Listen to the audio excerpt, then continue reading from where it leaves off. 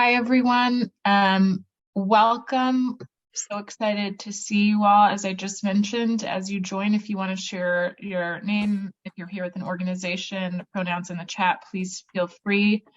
My name is Morgan Craven. I'm the National Director of Policy Advocacy and Community Engagement at IDRA. And so excited for the webinar today. During this webinar, we're going to hear from Dr. Marlon James and Dr. Kelly Ferguson and see a demonstration of some of the original teaching resources they've created that are featured on IDRA's School Resource Hub, We All Belong. And I think, let's make sure we're all muted. Oh, sounds like that was taken care of. So Dr. James and Dr. Ferguson are going to share their original teaching resources using their America is Me, or AIM framework. And they've created lesson plans and resources to help students learn about history, race, justice, empathy, and other issues that impact young people's lives. And obviously this type of learning is critical to create the safe, welcoming, and inclusive learning spaces that we want for all students every day. But these resources are also really important tools to combat the attacks on truthful, honest discussions about our world and our communities that are happening in states and school districts across the country. So the lessons that you're going to see today, if anyone who has the power to mute can do that, that would be much appreciated. I'm just hearing some feedback from somebody's background. So the lessons you're going to see today are free and available on the School Resource Hub, We All Belong, along with other resources, lesson plans, advocacy tools, and data maps. So please check it out. The link will be there in the chat. I'm going to pass it to Dr. Ferguson and Dr. James with just two quick introductions. First, Dr. Kelly Ferguson is co-founder and principal consultant of the Equality and Equity Group, focused on providing equity solutions for educational organizations concerned with promoting fairness, equal treatment, and healthy professional work environments. Her research focuses on educational equity and African American male education. Dr. Marlon James is president and chief educational consultant of the Equality and Equity Group. For over 2 decades, Dr. James has provided training and curriculum for promoting systemic equity in education and instructional equity in classrooms.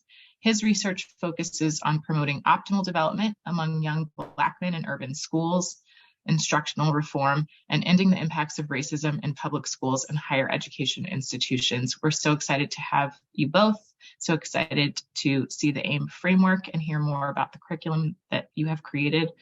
Thank you again, all of you, for being here. We will have Q&A at the end, but if you have questions along the way, please feel free to pop them in the chat. Dr. James and Dr. Ferguson, I will turn it over to you. Well, thank you kindly, Morgan and IDRA, for having us. We appreciate each of these opportunities to do so. Thanks for those intros too. We can hop right on in, Dr. James, if you don't mind advancing to the next slide. So we are excited, honored to be able to share with you a framework and unpack a specific series of lessons that were curated for IDRA. Our agenda is fairly straightforward. Share out the agenda, introduce high level the framework, the intercultural skills, introduce those, the collection of lesson plans, and providing some tips, some insight strategies for how to make the most out of the culture collection, but not even just that collection specifically, but more so as you build out, as you grow and deepen your work around race, racism, and so on, providing tips that are universal to all of those best practices in education. And like Morgan said, we will conclude with the Q&A at the end. So thank you so much. So America is Me, just a little bit of context where this was birthed. Dr. James and I recognize cultural diversity is a reality. That's one. But then two, it is a reality that can no longer be ignored, particularly as well in this context by educators. We recognize that there can be any number of reasons why these topics aren't a regular part of the curriculum.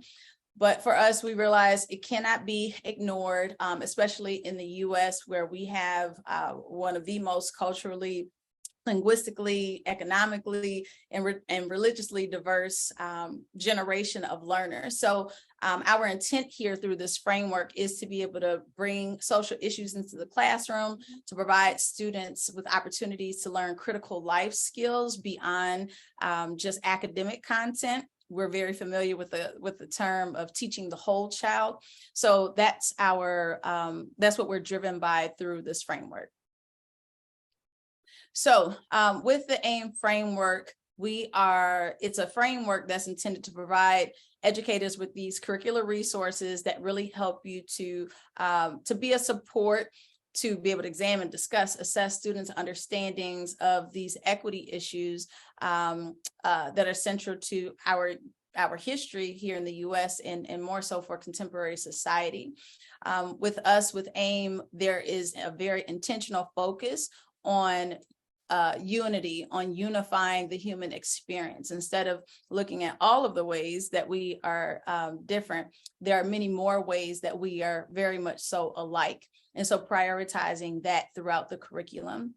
Also looking to be able to better equip students with agency to develop as leaders throughout society and to help them to reshape you as society. You have, I think about like the International Baccalaureate, the IB, you have other examples of entities creating, recognizing that traditional schooling, there's a void there. And so there's certain priorities that are lifted up through this framework.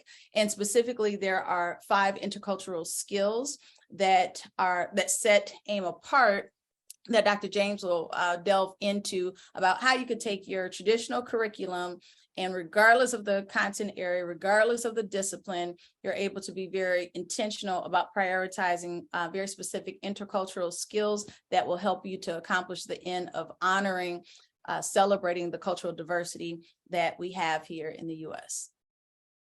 Good afternoon, everyone. Thank you, Dr. Ferguson, and our colleagues at IDRA for having us again. My name is Dr. James. You could call me Marlon if you want to. So the intercultural skills, as Dr. Ferguson alluded to, if you think about what's happening with our young people in America, I feel, I'm trying to stay optimistic because I feel that we are at a tipping point in our nation where our nation can dissolve into racial conflict, which many people are trying to promote. Particularly some white nationalist groups are trying to do that. To avert that, our young people need skill sets. They need specific intercultural skills. How to create unity or solidarity across cultural groups. How do we make a difference within our society? How do we communicate effectively one with another? How do we express and have empathy for someone who's different from us? And then how do we maintain a healthy sense of self-concept within a society that's firmly committed to inequality? AIM seeks to do these 5 things. The cool thing is, as Dr. Ferguson and I thought about this framework, we wanted to have a framework that is cross-disciplinary, which means that these 5 can be infused into any subject matter. And we've given 12 different example lessons where you can infuse them in science, social studies, language arts, mathematics. People don't think that culturally responsive teaching can be done in the sciences. That's where they are the most powerful, to be honest. And so we gave good examples of how to do it within an cross-disciplinary context. But we also gave examples of how it can be done in early childhood education, middle school, elementary, middle school, and high school across those different subjects. What we present today, these are not recipes or prescriptions, because high quality teaching requires innovation. It requires both the art and the science, right? Yes, curriculum development is a science. What we're adding to the science of curriculum development are intercultural skills. So before you start with your standards, you start with these 5. pick one, pick two. As you get better, pick three. And then you fall into your whether your state standards or your national standards. And we believe that these types of lessons are sorely needed in America right now. And we'll get into some examples as we go along here. For the sake of time, I'm just going to pull an audible. And if you would kindly utilize the chat to respond to this question here. So the question is, what, if anything, do you feel your personal experience, or whether it's something you're familiar with through a teacher friend or somebody else in education, what, if anything, have you found to hinder you from discussing issues related to race and racism in your classroom? If you could utilize the chat, drop into as many ideas that come to mind. What, if anything, have you found to be a hindrance to tackling some very complicated conversations, lessons around race and racism in your classroom? And we'll give you a second to think about that and add it to the chat.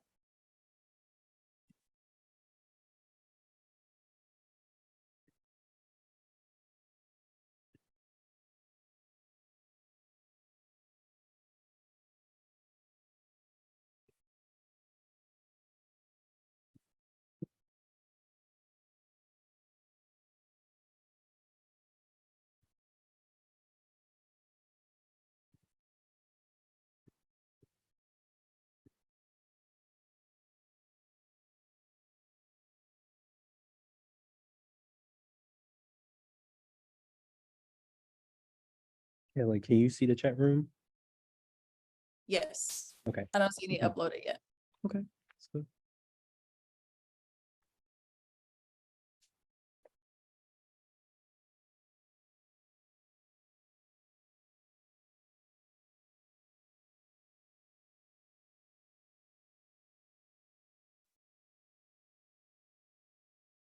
We'll give a few more seconds. Anything that you found that might prove to be a hindrance to discussing, tackling issues of race and racism in the classroom. So one response says leadership, including admin, as well as politicians, and sometimes parents, and the beliefs of educators. Thanks. That's like 5 major areas for sure. Thank you for that. Any other hindrances that you found personally or that you are familiar with from others? Okay, so one proposed idea is possible tension. Thank you for that contribution. Is that person referring to tension among the students potentially, or tension? So this among... person is a social worker. So it was share an idea that maybe it's tension that it brings about, like uncomfortability. Okay. Sure. Tension among students, being able to create a safe space to speak about race. Appreciate that. Thank you. And so what we actually have found, if you'd advance to the next slide. Thank you. What we've actually found is that all of those ideas that were forwarded there, we've either found through our own experiences as practitioners or as teacher educators or in our professional developments to teachers, admin, and so on. What we found is this common narrative that there are these resounding, very salient issues, concerns that arise. Anything from I'm scared I'm going to say the wrong thing. As a professor of future teachers, I've heard that consistently for several years. Being concerned that if I want to engage in a conversation, I'm fearful that it might get out of hand, and I don't know how to manage that conversation. Having students, individuals come from backgrounds different from the students that they serve has been a concern, or the curriculum. I want to teach it, but the curriculum doesn't do that. So there's this extra onus on me then to do some further curriculum development.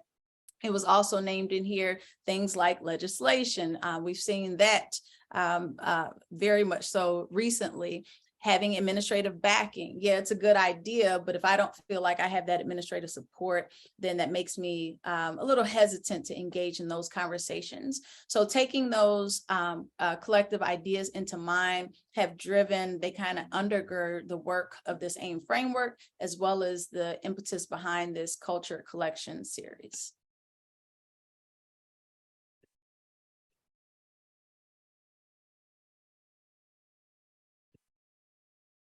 So what we want to do is provide, as an example, an overview of a series that we call the Culture Collection. This particular series consists of 4 lessons that are grouped together. Now, I've been teaching now for 22 years, and I've taught hundreds of classes on race and racism. And these 4 lessons are the lessons I believe that every kid needs in order to prepare them to have a robust conversation and to develop the skills to have conversations about issues of race in classrooms. Consider these 4 a primer. These are the 4 basic ones that you want to provide students before you do anything else on race, in my opinion, in my professional opinion. So first, we start with the issue of culture, with Got Culture. This is a lesson on how culture shapes us. You'll see that in each of the lessons as they progress, the objectives get a little bit more challenging. This one, the first one, they just want to be able to describe and define the various elements of culture, because most people, if you ask them in America, what is culture, they would tell you someone's skin color, because we often confuse race with culture. And if you do that, you can't have any good conversations. We also want them to understand the difference between surface and deep culture. We'll get a little bit into that more today. We want them to be able to apply surface and deep culture to understand how culture impacts their own lives, right? From there, once they understand what culture is and the difference between deep and surface culture, and then how that shows up in their own life, we're going to move to lesson number 2, which is called Erased. This lesson is critical because it shows you the difference between race and culture. You should never confuse race with culture. Race is a tool designed specifically for human oppression. Culture is something that unites us. We all have culture. That culture is different, but it all unites us. We all have human cultures. Race, on the other hand, is a false narrative designed to facilitate oppression. What this particular lesson goes through is the history of the origin of that concept, that term. It took 400 years for pseudoscientists to create the concept of race. Most people don't know that. So we approach conversations of race as if this understanding about your skin tone can tell me your intellect. Your skin tone can tell me if you're violent. Your skin tone can tell me if you're athletic. We approach real life situations with that mindset. And if we do that, it is difficult to have any decent conversations about race. So lesson 1, we introduce the concept of culture. Lesson 2, we distinguish that concept of culture from the false concept of race. Lesson number 3, they erased us. We get a little bit deeper. They erased us is a lesson for exposing the link between racial discrimination and social scientific research. Okay? How did we create race over a 400-year period? It was very intentional. And the same process that we use to make scientific discoveries, scientists misuse that exact same process to create racism over 400 years and to convince people that it was a scientific fact, right? So in that, we have students do a lot of synthesis of research, of history, of documentaries, and then they create their own multimedia presentation of a particular issue related to race in America. So now By the time they get to lesson 3, they know what culture is. They know culture is not race. They know that race is not real, but racism is real. That leads us to lesson 4. Lesson 4 is called Free Your Mind. It's a lesson for overcoming racial stereotyping. We all struggle with stereotyping. In fact, it's a normal human process. Anything we don't fully understand or haven't experienced ourselves, our minds make a cognitive shortcut and we group and we overgeneralize. We do that with race. We do that with gender. We do it with height, with hair color. But some stereotyping can have disastrous consequences, as we can see with racial stereotyping. So in this particular lesson, we have students look at some data on America during COVID. And we really want to expose to kids how Americans felt about race relations during COVID and this spike in the rise of anti-Asian sentiment throughout the country and anti-African American sentiment during the exact same time COVID was happening. So we give them a great article, they read the article, and then they have to do data analysis, which is mathematics. It's mathematics. They will also discuss and debate a current social issue, but respectfully with their peers. They will have to do reasoned responses, they have to make reasonable arguments based on textual evidence. That's a language arts standard, right? And then they also are going to take part in this experiment in many ways. And what it is, it's a self-evaluation. They're going to track their thinking over time. Then they're going to be introduced into different stereotype reduction strategies. And then they're going to go out and practice those stereotype reduction strategies in just their everyday experiences. And then they have some exercises to wrap that experience up.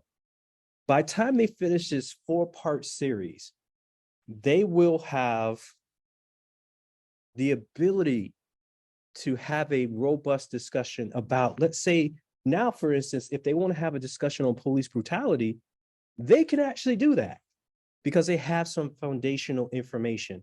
If they want to have a discussion on the link between racial and gender inequality in healthcare, now they can do that because they have some foundational information.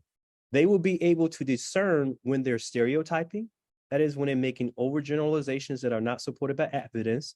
They'll be able to determine if they're making a race-based argument, and they will now know, because as a part of that lesson, they go back through a timeline on American research and how American research since the 1850s helped to create racism. So this is the overview of the lesson. Now, what we're going to do is take a deeper dive into the first lesson at Got Culture, a lesson on how culture shapes us. All right, awesome, thanks. And we advance one more. All right, awesome. So again, this is the very first lesson in the series. Each of the lessons, again, is intended to scaffold to prepare students for the next. What you will notice in this lesson plan, as well as every lesson in this series, is that each one begins with a lesson overview. The purpose of the lesson overview is to do exactly what it says, is to be able to situate the lesson for you. What you'll also notice is that each of these lessons is targeted to grades 11 through 12. If perchance you wanted to modify that for younger grades, you're welcome to do that. But this is just the focus, the target of this particular series. What you will also notice in this lesson and every lesson in the series is that each lesson plan prioritizes 1 to 2 AIM intercultural skills. Those skills are the most salient that we selected for that particular lesson. It does not mean that none of the other ones apply, but these are just the 2 that most resonate with the lesson's objectives. What we strongly encourage you to do, Dr. James shared that earlier, we strongly encourage you to think of these intercultural skills and other elements embedded within the lessons as a template, but it's not a prescription, such that if based on an understanding of what your students need in that moment, then feel free to put emphasis on one of those, or you might not use any of those and you might choose another set. You feel free to modify this as you see it's most needed for your particular student population. What you'll also see is that in each of the lessons, it includes those traditional lesson plan elements, not included here, but when we talk about lesson objectives, your learning standards, whether they be national, state, district learning standards, how to activate prior knowledge for each of these lessons. All of those lesson elements are included for each of those lessons.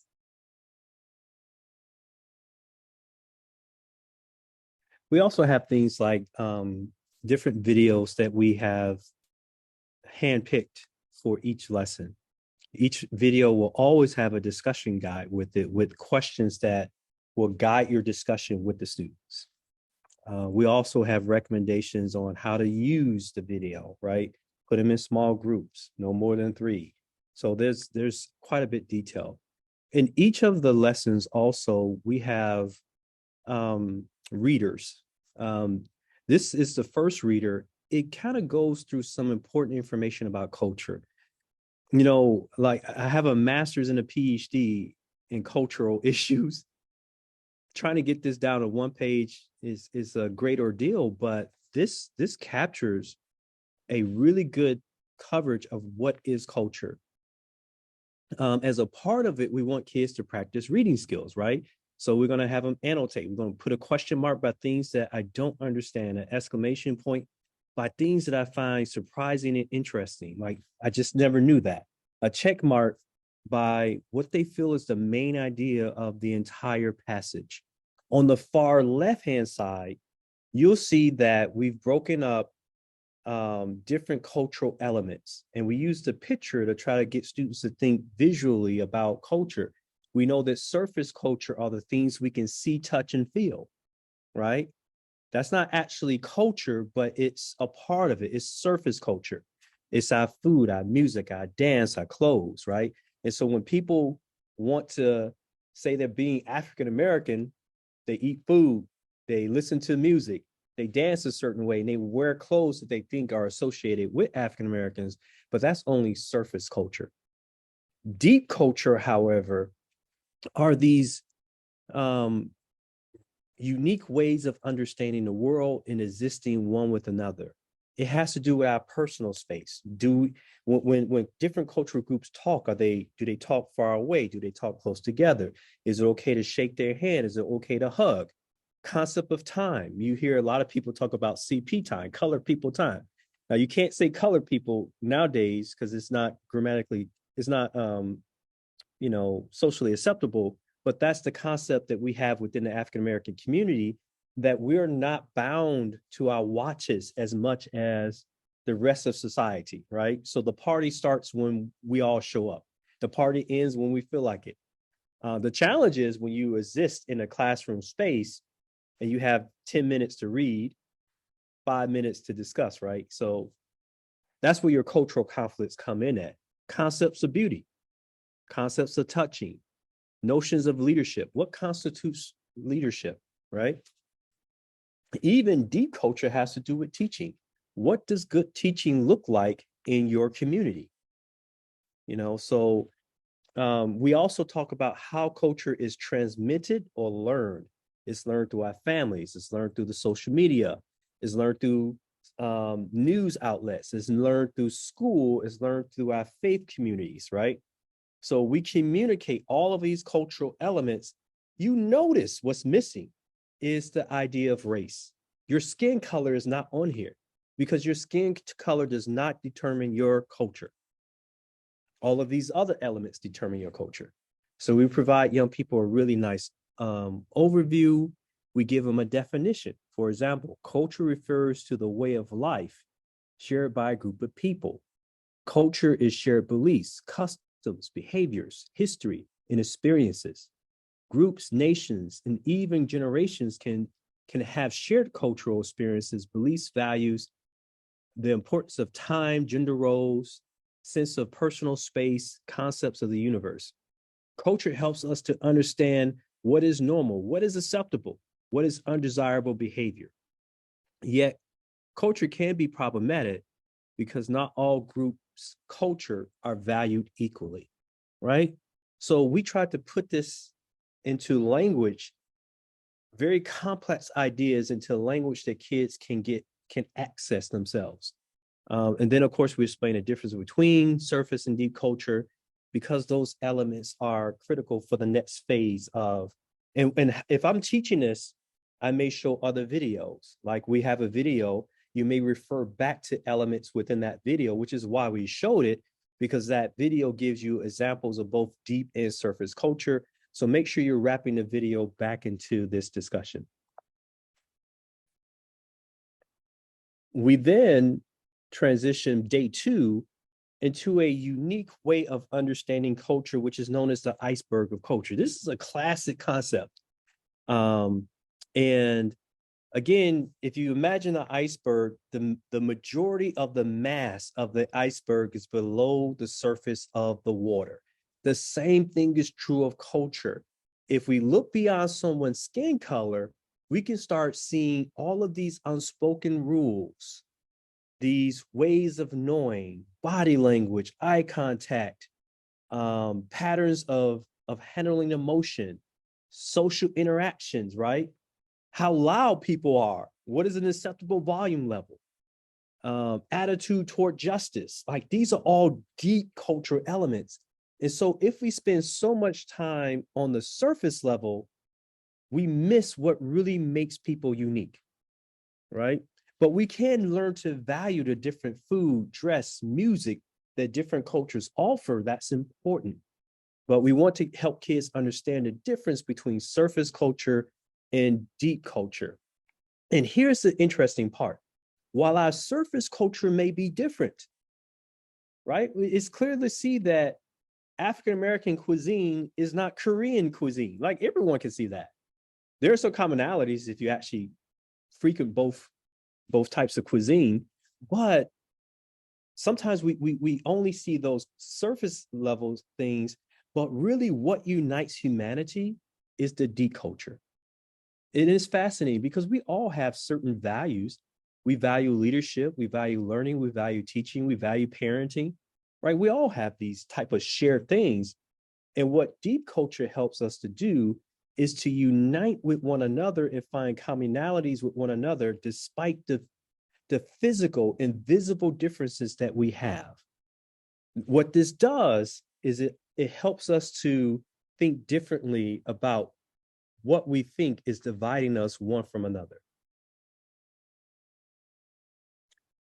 This last piece here is an exercise where what we want to do is we're doing concept attainment. So as we introduce the idea of culture, we provide examples, non-examples. This is a perfect opportunity for students to figure out, put a check if they can identify if the example is correct, if it's the correct type of surface culture. For example, a kente cloth is a traditional pattern of weaving in African cultures, typically, right? So they should be able to check a plus there, right? That's an example of surface culture. They should also be able to see that kente cloth has a deeper meaning. It represents royalty, for example. It's used on special occasions. That's deep culture, check mark.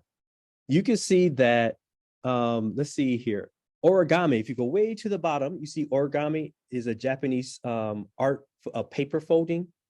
That is an example, that should be incorrect, right? Because that's an example of surface culture. So it gives them an opportunity to gauge their understanding. And we provide the teachers an answer key for this. So they can actually project the answer key on the board and talk to students through correct and non-correct examples and non-examples. So this whole first lesson is all about helping kids to understand what is culture, because culture is what makes us human, right? So one thing I'd like to surface is, if you notice, there are several assets here for teachers to incorporate into their teaching of the lesson. This is not intended to all be completed in a single day. When we curated this series in particular, we just knew, very similar to when administrators ask for professional development on, say, race, on culturally responsive teaching, whatever the case is, we don't even do professional development if it's a one-time thing, because you cannot shift mindsets, attitudes, beliefs, and such in a one-time professional development. With much the same logic, we've applied that here to this series. So even though there are 4 lessons, each lesson's spans multiple days. So in this particular instance, this lesson spans 3 to 4 days, depending on the pacing that you have, the amount of time that you have. So keep that in mind. With every lesson, what you'll find is an opportunity for applied learning. Why?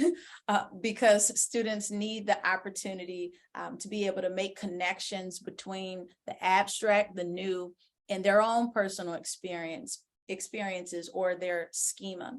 So in what ways are students able to connect their emotional, their experiential memories to provide a bridge for learning?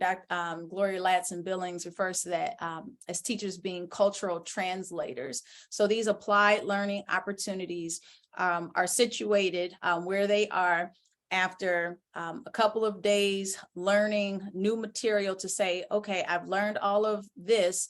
I should be able to have the knowledge that I need to begin to apply that to my life, to see how that connects, to provide a deeper, a richer, a more robust understanding of the topics that are covered here. Again, that's just the beginning, but if the teacher would like to go deeper, you're welcome to do so. In this particular instance, they are taking what they learned about surface and deep culture to connect that to examples of surface and deep culture with their own culture. And then at the bottom, their reflection questions. They might be used anyway, maybe in small groups, maybe as a whole group, but nonetheless, they're provided there, because what the common refrain has been through the research groups that IDRA has organized is that teachers want resources. They want materials because they want to engage in these conversations. Students want to engage in these conversations. So we've given many for each of the lessons to make you feel comfortable, to make sure that there's sufficient material to have a quality conversation around these really important topics. And remember, these are not prescriptions. These are recipes. You are chefs. You add your flavor to it. Like, well, you can advance to the next slide and say that whole. Oh, she wants me to repeat that? Okay, I repeat it. I thought it was profound. Oh yeah, that's right. The chefs, they're cooking. So I'm gonna say it more profound this time. Teaching is not about just following a prescription. It's more like a recipe, right?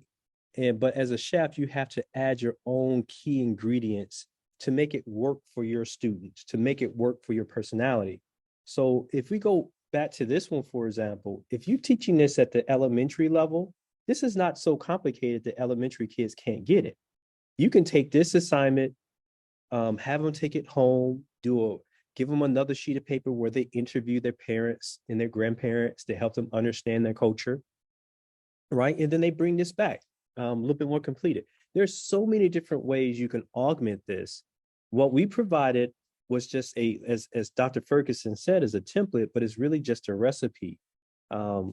So let's talk about how to make the most out of the cultured collection. And this is also an opportunity for you guys to ask us questions as well.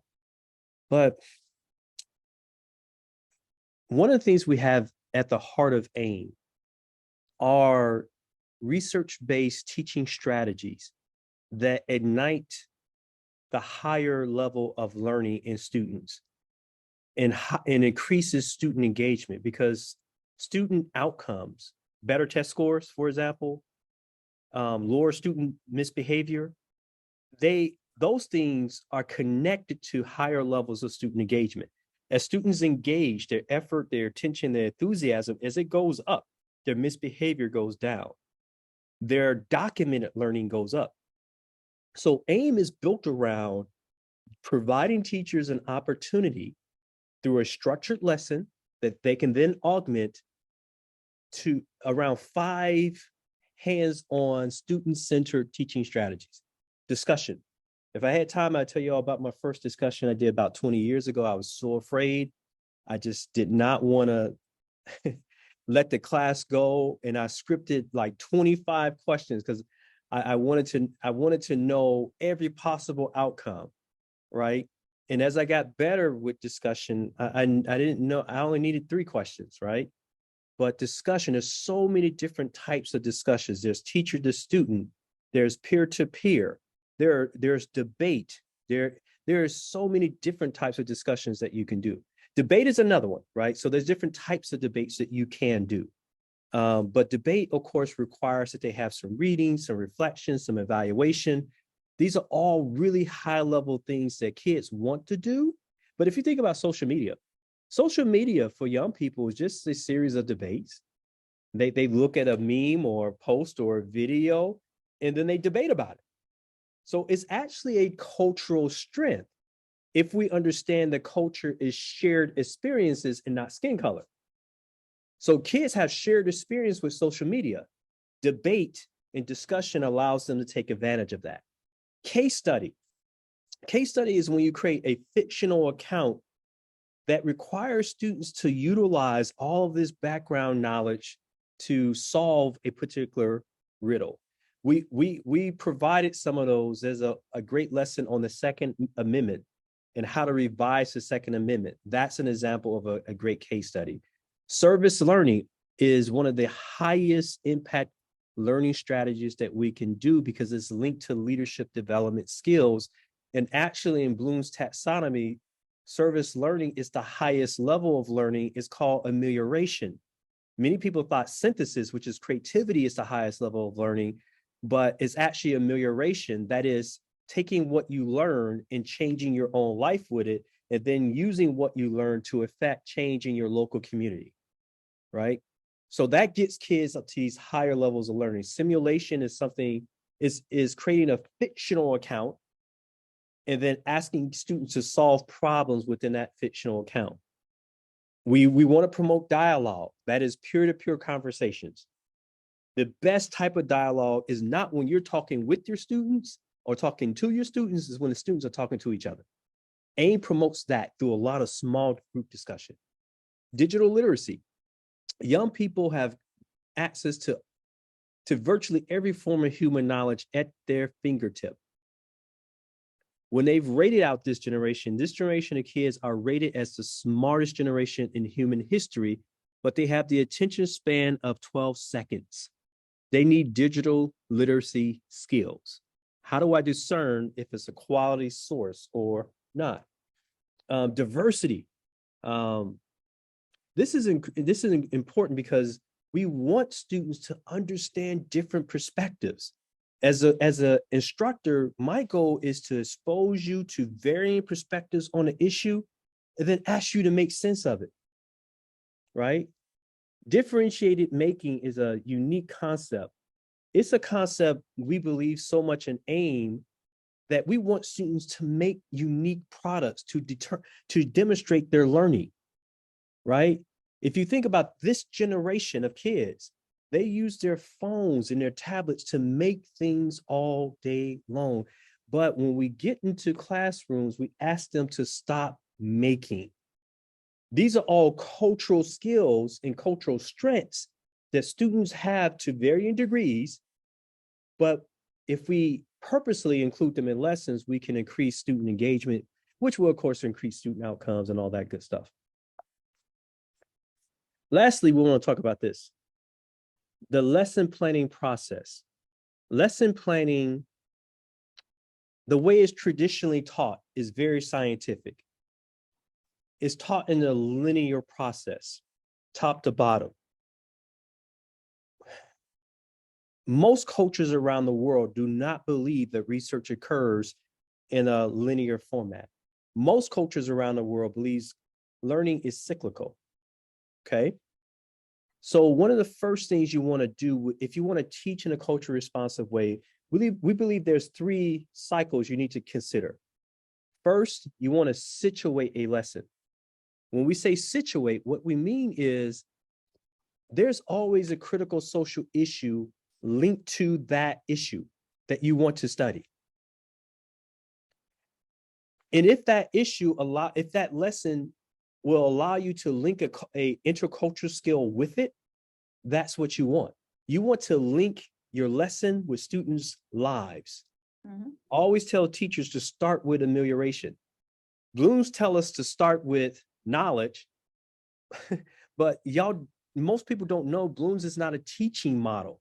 It's a curriculum development model. It should not be used to teach. It's not an instructional model. It's a curriculum development model. So you should not start teaching with knowledge because knowledge disengages kids. You have to teach with difference making, situate. This is a problem we're having in society. This lesson will help you understand that problem and can help you make a difference with it. That's situate. And what we find as a priority of the situate portion is that it helps to prevent what we see way too often in schools, is where the material, the curriculum is disconnected from students' lives. And what that can do is create a sense of othering for students, meaning for the student whose life and life experiences are not connected to the curriculum, it can be easily viewed as this curriculum, school, this whole schooling experience, it doesn't belong to me. So why should I make the investments in it? Some students will. I was that compliant learner growing up. Whatever the teacher says to do, I'm going to do it because I want to be compliant. But not everybody is like that. But regardless if they were or not, everyone certainly deserves to have their identities, who they are, brought into, prioritized, celebrated in the classroom. It helps, research says that it helps them to make those very poignant connections that if they aren't made, there's a profound lost connection that's not able to be made. So if we take a look here on the left, what we propose is that through the AIM intercultural skills in particular, regardless of the content area, there are prime opportunities to either find a space in the curriculum to be able to surface, highlight, prioritize unity, to prioritize social change, to prioritize building students' self-concepts, to prioritize helping students to understand how their decisions impact, their actions impact others, or how to prioritize sociocultural exchange. Ideally, the curriculum that school districts pay upwards of hundreds of thousands of dollars for, ideally, they would just do that. They would just have the culturally responsive teaching that our students deserve and that districts pay a whole lot of money for. That doesn't happen in the way that it needs to happen.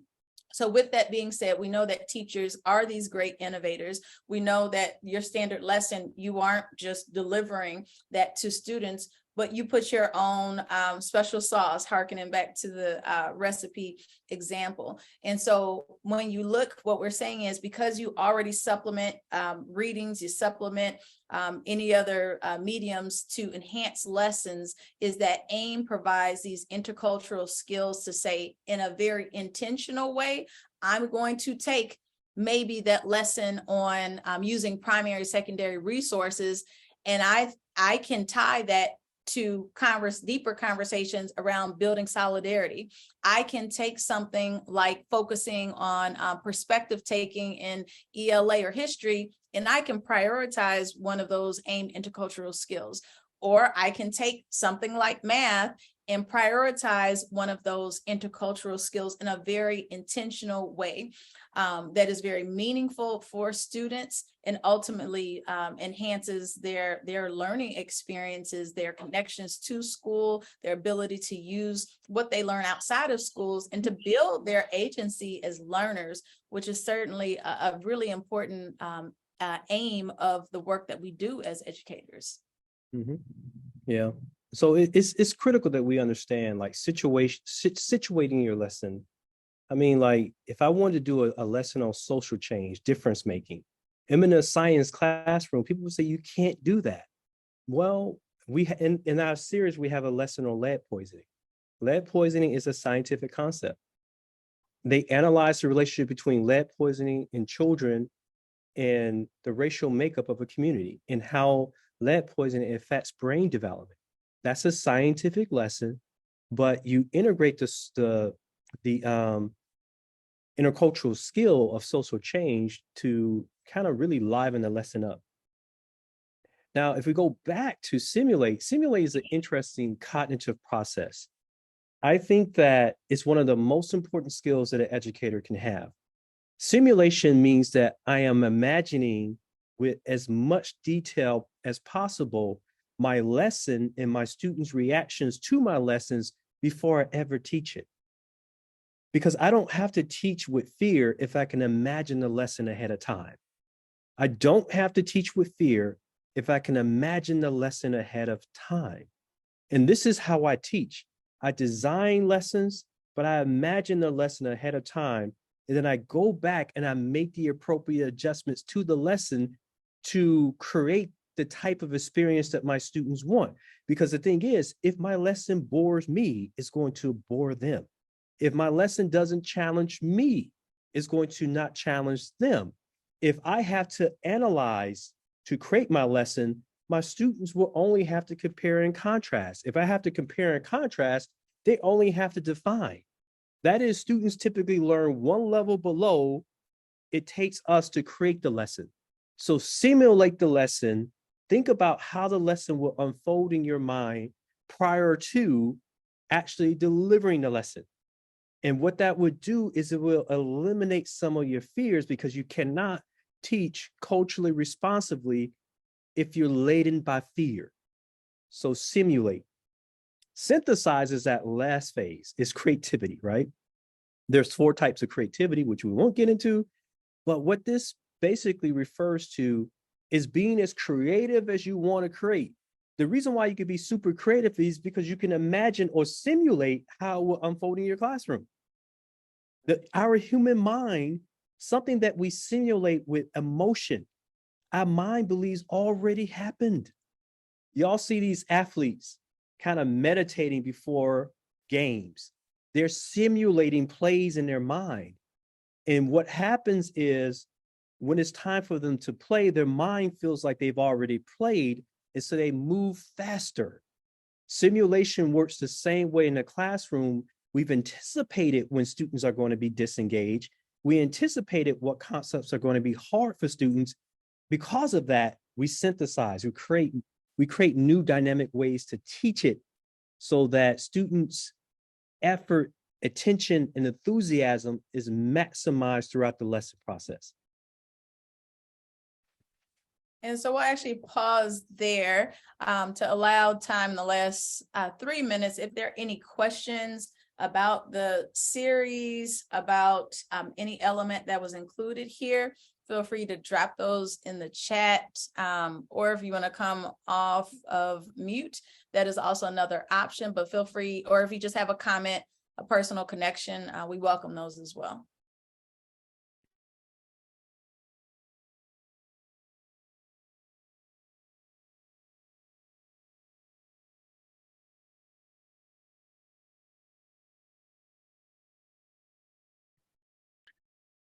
Just in case there other ones don't pop up, someone sent me a question. Do you mind if I pose it? Because I think it's a nice sort of close out in the last couple of minutes, unless there's another one. Dr. James, you actually started to say this. They were curious about your own evolution as people who think about curriculum and instruction and have experience doing that, your own evolution, thinking about these issues, talking about these issues with students, and how you have sort of reached the point that you have reached, and how you're talking about them now through the AIM framework, particularly considering that teachers now are at different spaces where they feel comfortable doing these types of lessons, particularly in the political climate that we're in. Great question. I'll leave time for Ferguson to answer this too, but this 3-step process, I think, is a byproduct of, I don't know, 40 years of experience between Kelly and I. This is what has allowed me to progress, has been the ability to situate, make a lesson relevant, take a boring lesson and make it relevant to a kid by connecting their life with the lesson. That took about 10 years to learn. I'll be honest with you. But once I got good at it, it just came second nature. The thing that helped me to situate was to simulate, using my mind to imagine my classroom, how the students will move, where I would stand, how would I use my voice to emphasize a point, what jokes I'm going to tell. I mean, everything. I imagine every part of my course. And you know what? I did this after my lectures too. I would sit back and analyze my class so that I can figure out the next day what to do better. And then, of course, the synthesis part is what came last, because it took years to learn how to do simulations, to learn how to write case studies, to learn how to do debates and discussions, years of experimentation. But the art and science of teaching is such a powerful thing. I would say this last part.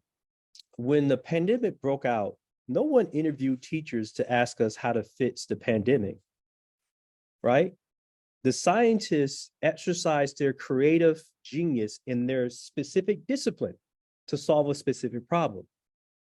The thing that has promoted my instructional growth over my 22-year career has been my willingness to take ownership of myself as a professional, and I'm not going to let anyone tell me how to teach. I'm not going to tell you, you can't tell me how to teach my students. It is my professional right and responsibility as an expert in my field to teach in such a way that it brings out the best in my students. And no one is going to tell me how to do that. But I think so much has happened in education where so many of our colleagues feel like they cannot teach. They cannot express themselves in the classroom, but we're giving away our professionalism when we do that. So take ownership of your right to innovate instructionally, use these 3 processes, practice them, and you'll see that you will exponentially become a better designer of lessons and deliverer of lessons through these 3 steps.